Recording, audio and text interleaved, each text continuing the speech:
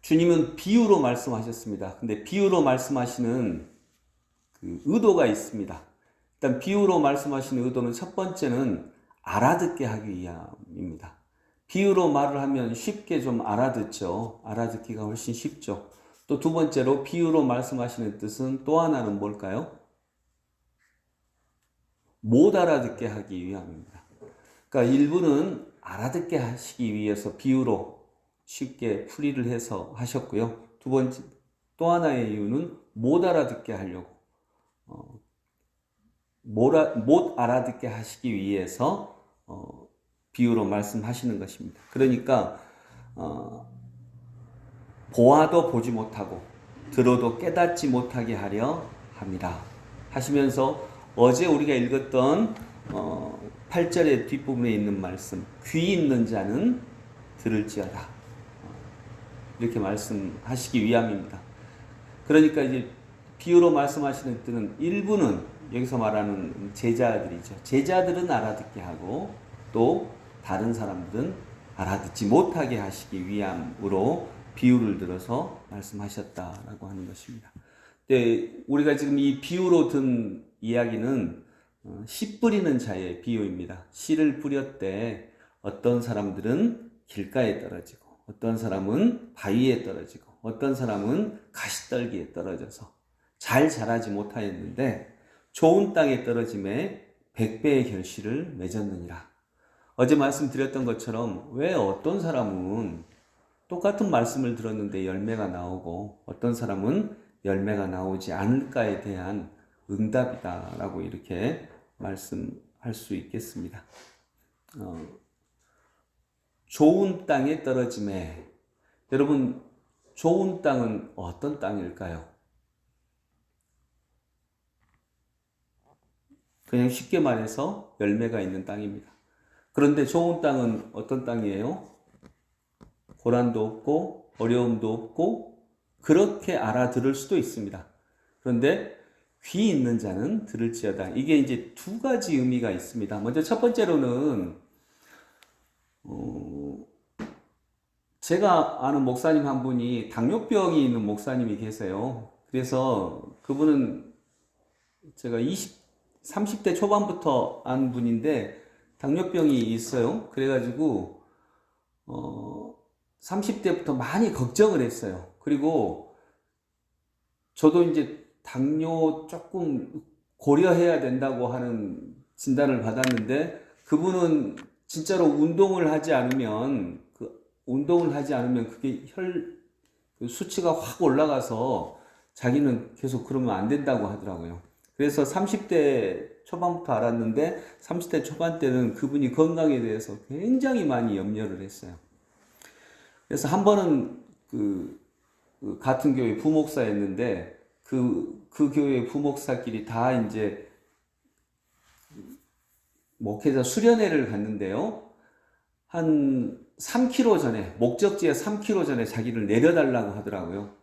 그래서 자기는 걸어가겠다고, 이제 3km 정도는 걸어가야 한다고. 그래서 우리가 아니 빨리 가서 그냥 같이 놀자고 했더니 저보다 좀 나이가 어리거든요. 목사님, 저는 그러면 죽어요.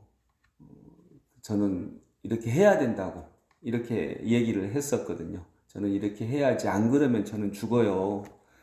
근데 실제로 죽는다고 하더라고요. 30대 때는 건강에 대한 염려는 안 했으니까. 근데 지금 이제 50이 다, 그분은 가까워지고 그때 같이 있던 부목사님들은 거의 다 넘었고 그분이 제일 어려서 지금은 누가 제일 건강할까요? 예, 그분이 제일 건강해요. 왜냐하면 인식을 가지고 있으니까요. 나는 당뇨병 환자다 라고 하는 인식을 가지고 있으니까 제일 건강해요.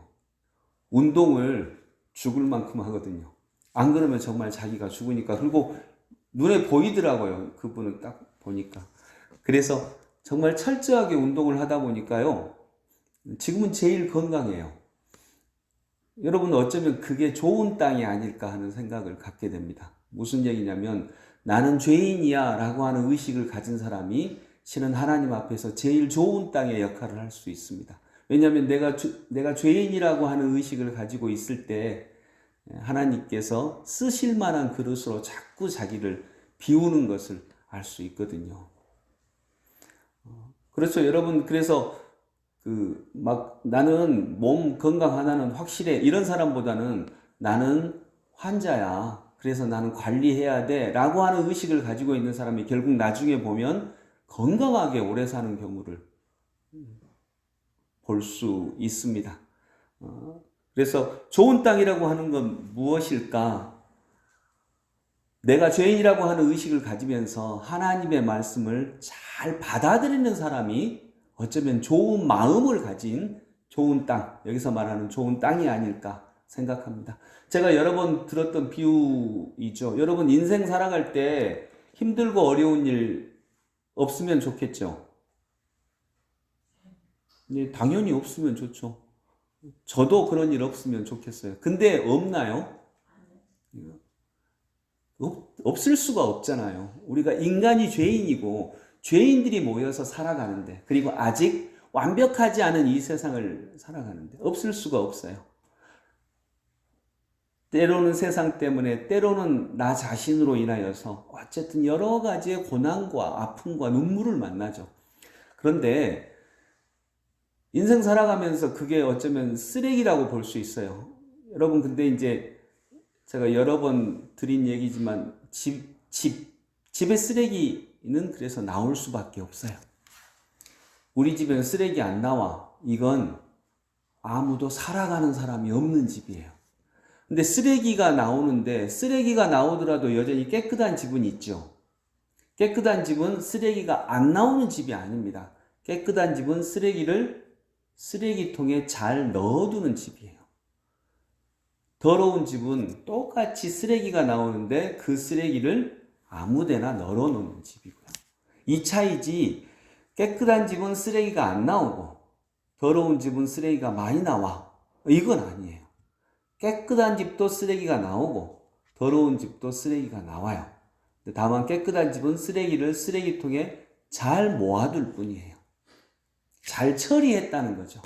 여러분 인생 살아가면서 고난과 어려움과 때로는 내 건강의 위협과 아픔과 눈물, 고난 주간을 보내는데 고난이 있어요. 나는 이게 없으면 좋겠어.